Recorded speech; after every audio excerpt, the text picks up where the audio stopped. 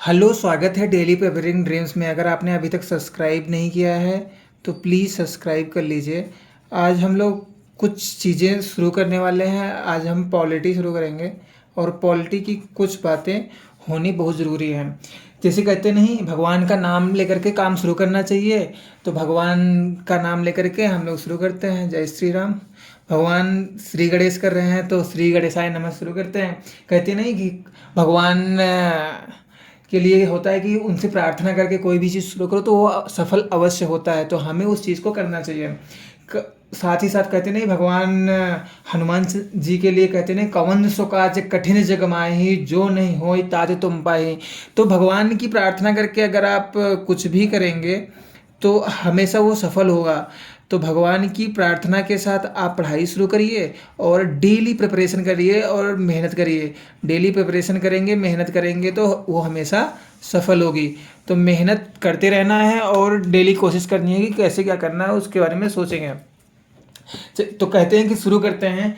जब आँखों में अरमान लिया, जब आँखों में अरमान लिया मंजिल को अपना मान लिया, जब आँखों में अरमान लिया मंजिल को अपना मान लिया, फिर मुश्किल क्या आसान किया बस ठान लिया तो ठान लिया।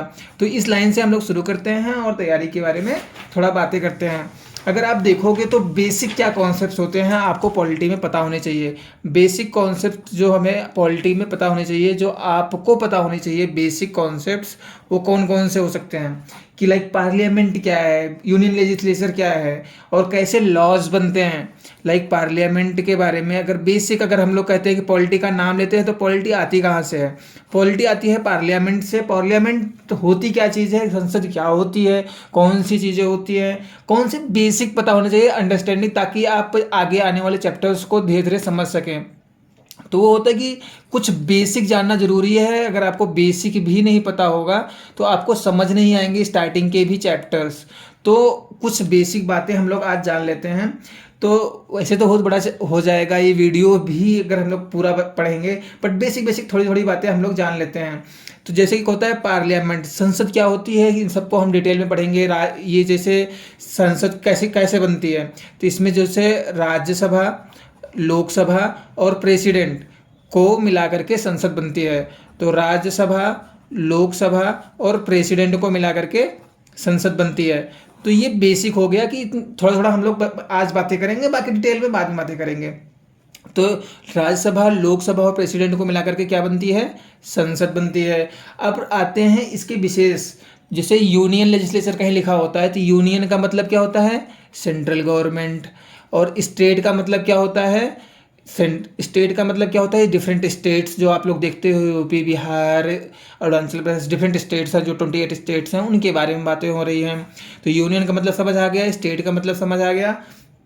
आते हैं पार्लियामेंट का मतलब समझ आ गया। अब पार्लियामेंट में कुछ बेसिक बातें कर रहे हैं। अभी इलेक्शन का टाइम चल रहा है, आप लोग बहुत सारी चीज़ें जान रहे होंगे। तो इन सब चीज़ों में इनका लोकसभा और राज्यसभा का अलग अलग रोल होता है। तो इलेक्शन अभी लोकसभा के चल रहे हैं, तो लोकसभा की कितनी सीटें हैं आप लोग बता दो। तो अभी टोटल नंबर ऑफ सीट्स कितनी है? 243 हैं। पहले 245 होती थी, क्यों अब 2 नहीं होती हैं? 2 एंग्लो इंडियंस होते थे, वो हटा दिए गए हैं। तो अभी नंबर ऑफ सीट्स कितने हो गए? 243। अगर पूछा जाए तो कितनी सीट्स हैं? 243 सीटें हैं जिसपे इलेक्शन हो रहे हैं, और सारे इलेक्शन होता है। ये लोकसभा की बातें हो रही हैं, ये लोकसभा की, जिसका अभी इलेक्शन होने वाला है। तो थोड़ी बेसिक बेसिक बातें हम लोग जान लेते हैं। इसमें जो 243 सीटें, सॉरी 543 सीटें होती हैं, जो भी 543 सीटें होती हैं उसमें आपको पूरा पूरा इलेक्टेड होते हैं।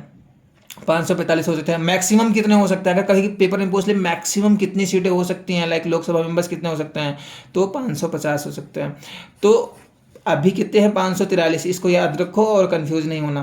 तो ये 543 सीटें पे सारे इलेक्टेड होते हैं। इसमें नॉमिनेटेड कोई भी नहीं होते हैं। पहले 2 नॉमिनेटेड एग्लो इंडियंस होते थे, उनको हटा दिया गया है।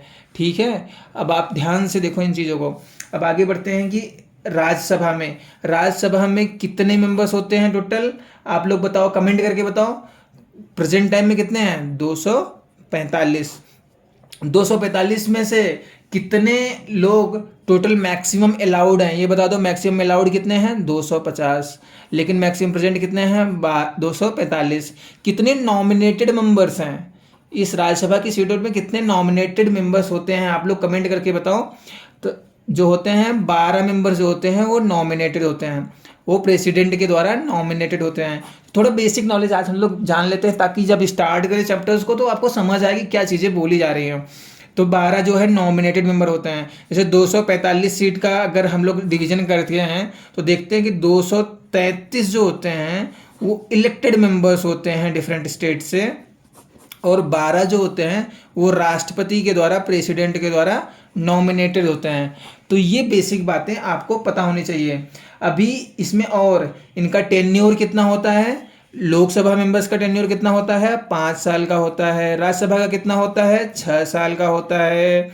लोकसभा के मेंबर्स की मिनिमम एज क्या होनी चाहिए इलेक्ट होने के लिए, 25 साल। कितनी चाहिए होती है, 25 साल। राज्यसभा को कितना चाहिए, 30 साल। तो इनका ईयर कितना होता है, 6 साल का। इसका कितना होता है, 5 साल का। और जो नॉमिनेटेड मेंबर्स होते हैं उनकी क्या क्वालिफिकेशंस होती हैं, उसमें स्पेशल चीज़ें होती हैं, और उसको हम लोग जब डिटेल में डिस्कस करेंगे तो बताएंगे कैसे कैसे लोग नॉमिनेटेड होते हैं, कैसे कैसे लोग इलेक्टेड होते हैं। और लोकसभा को क्या कहते हैं, लोअर हाउस। राज्यसभा को क्या कहते हैं, अपर हाउस। और कोई छोटी छोटी बातें जो पार्लियामेंट के बारे में, जो नॉमिनेटेड मेंबर्स होते हैं थोड़ा बता ही देता हूँ इसमें कि जो नॉमिनेटेड मेंबर्स होते हैं वो कौन कौन से फील्ड से लिए जाते हैं। वो आर्ट्स के हो सकते हैं, वो साइंस के हो सकते हैं, वो लिटरेचर के हो सकते हैं, वो सोशल साइंस के हो सकते हैं, सोशल सर्विस के हो सकते हैं। तो इसमें कुछ चीज़ें होती हैं, लाइक कुछ चेंजेस भी हैं, गवर्नमेंट के जजमेंट्स भी हैं, तो उसको हम लोग बाद में डिस्कस करेंगे। तो ये बेसिक बेसिक बातें हम लोग ले लेंगे। जैसे नॉमिनेटेड मेंबर्स में सचिन तेंदुलकर और एमसी मैरी कॉम, ये स्पोर्ट्स कोटा से आए थे, ये सब एक्सेप्शन थे और इसको सुप्रीम कोर्ट ने एक्सेप्ट भी किया था। तो ये सारी चीज़ें हम लोग जब डिटेल में पढ़ेंगे तो उस पर बातें करते रहेंगे। तो आज की चीज़ें हम लोगों ने क्या क्या सीखी, पार्लियामेंट क्या होता है, लोकसभा क्या होती है, राज्यसभा क्या होती है, उनकी कैसे पार्लियामेंट बनती है। जैसे पार्लियामेंट बनती है लोकसभा, राज्यसभा और प्रेसिडेंट से। लोकसभा की बात कर लेते हैं। लोकसभा में कितनी सीटें होती हैं, 543 जो कि इलेक्टेड होती हैं। मैक्सिमम सीटें कितनी हो सकती हैं, 550। 2 एंग्लो इंडियन जो पहले होते थे उनको हटा दिया गया है कानून के थ्रू। अब हमें नॉमिनेटेड मेंबर कोई भी लोकसभा में नहीं होते हैं। 543 लोगों का इलेक्शन होता है और ये हमारी लोकसभा होती है। लोकसभा के टर्म्स कितने होते हैं, 5 साल का।